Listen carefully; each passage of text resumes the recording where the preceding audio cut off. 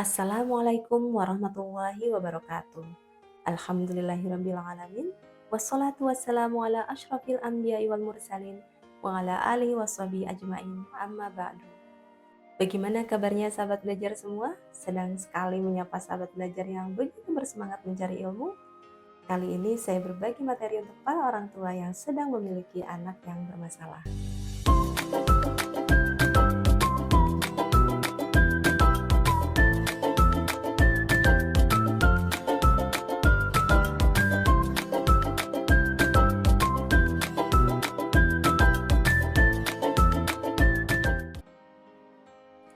Sahabat belajar, mungkinkah dalam mengasuh mendidik anak kita tidak mengalami permasalahan?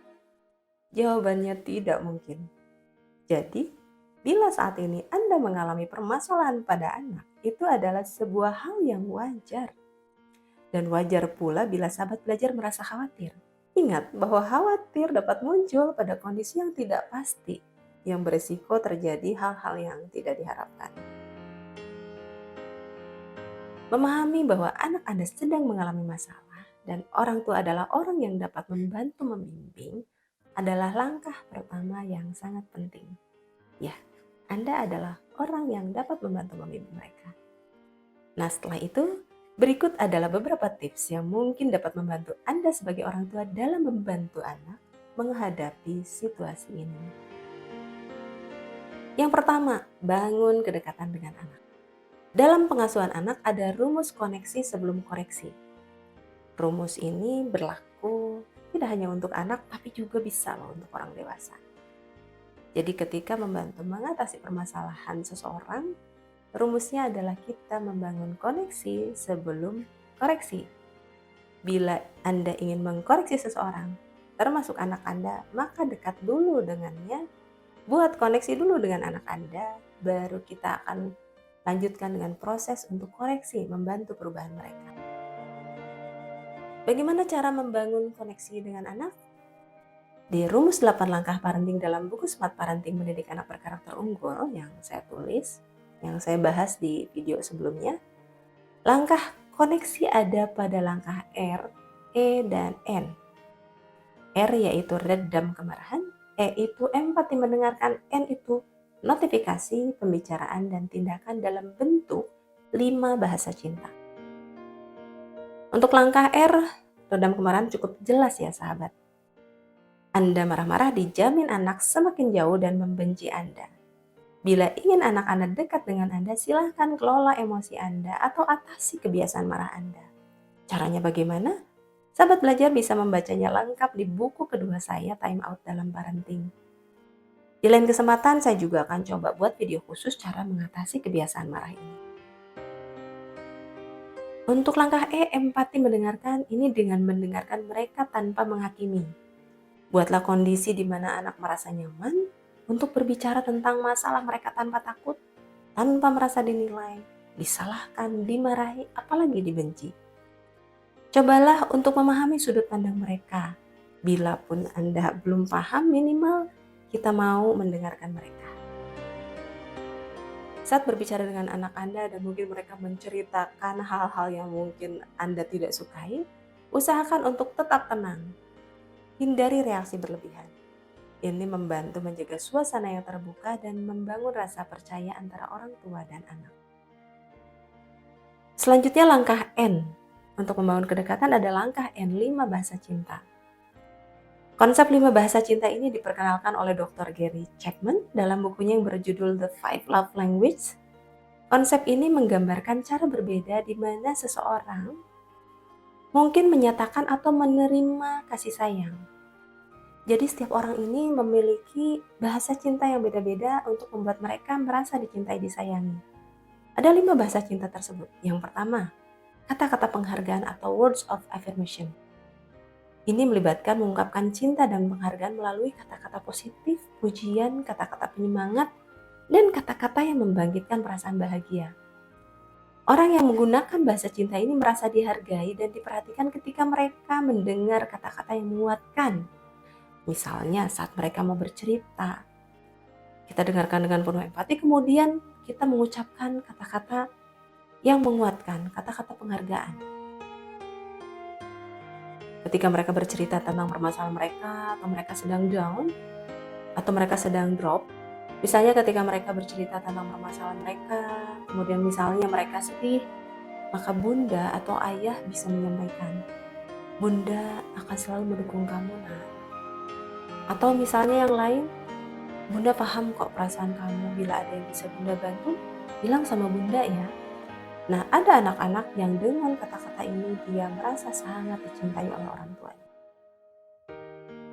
Sebaliknya sahabat belajar, saya berkali-kali menemukan klien yang terapi kepada saya dan mereka merasakan rasa tidak dicintai oleh orang tua karena mereka tidak pernah mendapatkan ucapan terima kasih dari orang tua. Nah, yang kedua adalah pemberian hadiah atau gifts. Ada beberapa anak yang merasa dicintai ketika diberikan hadiah. Bentuk yang ketiga adalah waktu berkualitas atau quality time. Itu waktu Anda berdua bersama mereka. Ada anak-anak yang bahasa cintanya adalah dapat waktu berdua bersama orang tua. Yang keempat, pelayanan atau acts of service, yaitu Anda membantu mereka. Ini hampir semua anak perlu ya, karena mereka dalam proses belajar tentunya. Sedangkan kita sebagai orang tua tentu sudah lebih banyak pengalaman. Sehingga ketika mereka ada kesulitan, kita membantu mereka, insya Allah mereka merasa dicintai oleh orang tua. Bentuk yang kelima bahasa cinta yaitu sentuhan fisik atau physical touch. Bahasa cinta ini melibatkan sentuhan fisik yang mencerminkan rasa kasih sayang dan kedekatan. Sentuhan, pelukan, ciuman, atau sentuhan lembut lainnya bisa menjadi cara untuk menyampaikan cinta dan mendekatkan diri. Nah, sahabat belajar, untuk sentuhan fisik ini ada sebagian anak kita yang sudah cukup besar, sebagian ya. Ya mungkin untuk anak ini bahasa cintanya yang lain. Misalnya yang pertama kata afirmasi, atau hadiah, atau waktu berkualitas, ataupun pelayanan. Jadi silahkan sahabat belajar sebagai orang tua bisa memahami bahasa cinta apa yang dimiliki oleh anak Anda dan bisa memberikan bahasa cinta sesuai dengan kebutuhan mereka. Sahabat belajar, selanjutnya kita akan lanjut ke langkah kedua dalam mengatasi permasalahan anak, yaitu cari tahu akar permasalahan. Di sini Anda sebagai orang tua berupaya untuk memahami akar permasalahan yang sedang dihadapi anak. Mungkin ada masalah di balik perilaku mereka. Misalnya anak Anda tiba-tiba tidak semangat belajar, atau anak Anda tiba-tiba sering mengurung diri di rumah, atau misalnya tiba-tiba anak Anda bergaul dengan anak-anak yang tampak kurang baik. Proses ini bisa dengan mencari info ke orang-orang terdekat, tapi dengan hati-hati agar tidak mempermalukan mereka. Anda juga bisa tahu akar permasalahan langsung dari anak Anda bila sudah terjalin komunikasi yang nyaman. Sebaliknya, bila belum ditemukan juga, dengan berbagai cara, bisa juga Anda mencari akar permasalahan dengan membawa anak ke tenaga ahli, misalnya ke psikolog, psikiater, hipnoterapis, atau terapis yang lain. Langkah yang ketiga dalam mengatasi permasalahan anak adalah beri batasan yang jelas. Meskipun Anda memang perlu memberikan dukungan, tetaplah teguh dalam menetapkan batasan yang jelas terkait perilaku yang tidak diterima. Anak perlu diberikan pemahaman tentang konsekuensi dari tindakan mereka dan perlu bimbingan orang tua. Semoga di suatu waktu ia tergoda untuk melakukan hal yang buruk, ia bisa teringat pesan batasan yang diberikan orang tuanya. Nah, apa kunci utama mereka ingat pesan orang tua? Kuncinya adalah kedekatan kita dengan anak. Jadi kembali, saya dorong sahabat belajar untuk bangun terus kedekatan dengan anak, supaya saat mereka tergoda untuk melakukan hal yang buruk, mereka bisa ingat pesan kita. Contoh memberikan batasan yang jelas, misalnya saat ini anak Anda bermasalah, punya teman-teman pergaulan yang kurang baik yang suka merokok.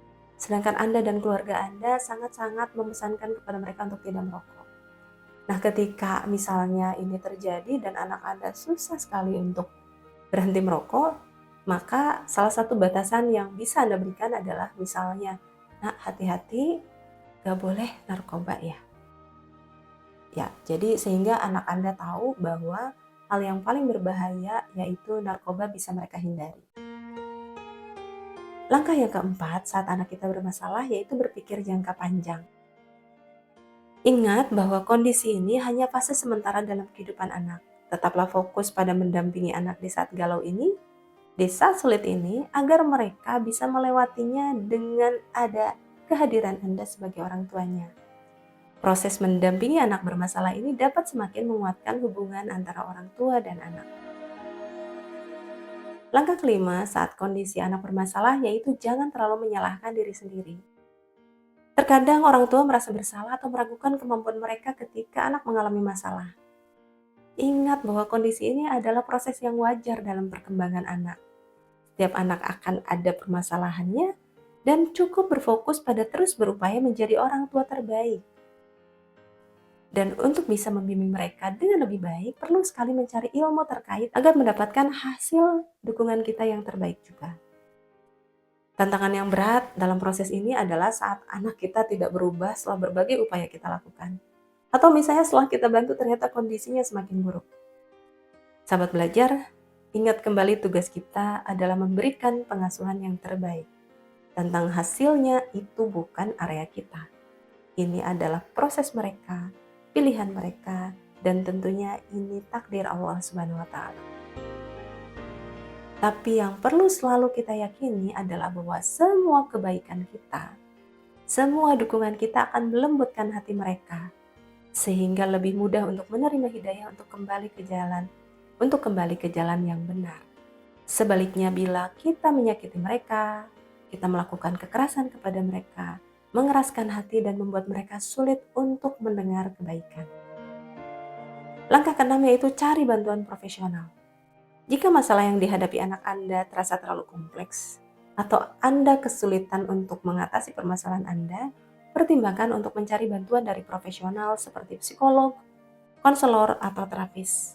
Mereka dapat memberikan panduan, bimbingan kepada Anda, dan juga memberikan dukungan psikologis kepada Anda sebagai orang tua untuk dapat punya kekuatan mental yang lebih baik dalam menghadapi proses yang tidak mudah ini. Yang ketujuh, saat anak kita bermasalah adalah melakukan contoh positif. Berperilakulah sebagaimana Anda ingin anak Anda berperilaku. Contoh positif dari Anda dapat menjadi pedoman yang baik dalam mengajarkan anak cara mengatasi masalah. Misalnya, anak Anda saat ini merokok dan Anda sebagai orang tua, sebagai ayah, melarang anak Anda merokok. Nah, ada nih sebagian ayah yang dia sendiri merokok. Nah, untuk akhirnya membantu anak Anda untuk berhenti merokok, maka silahkan Anda berhenti merokok untuk memberikan contoh positif kepada mereka, untuk membuat anak Anda lebih termotivasi, terinspirasi untuk berhenti merokok. Sahabat belajar, demikian 7 hal yang dapat dilakukan orang tua saat anaknya bermasalah. Ingatlah selalu bahwa setiap anak dan permasalahannya adalah unik. Yang terpenting adalah tetap mengedepankan komunikasi, dukungan, dan rasa percaya agar anak Anda merasa didengar, dipahami, dihargai, dan dicintai. Tetaplah tunjukkan Anda mencintai mereka. Insya Allah dengan dukungan dan cinta Anda, anak bisa melalui permasalahan ini dengan lebih baik. Demikian sahabat belajar, semoga video ini bermanfaat. Salam hangat selalu dan sampai berjumpa kembali di video-video selanjutnya. Dengan saya Dr. Zule, sahabat belajar ilmu kehidupan. Assalamualaikum warahmatullahi wabarakatuh.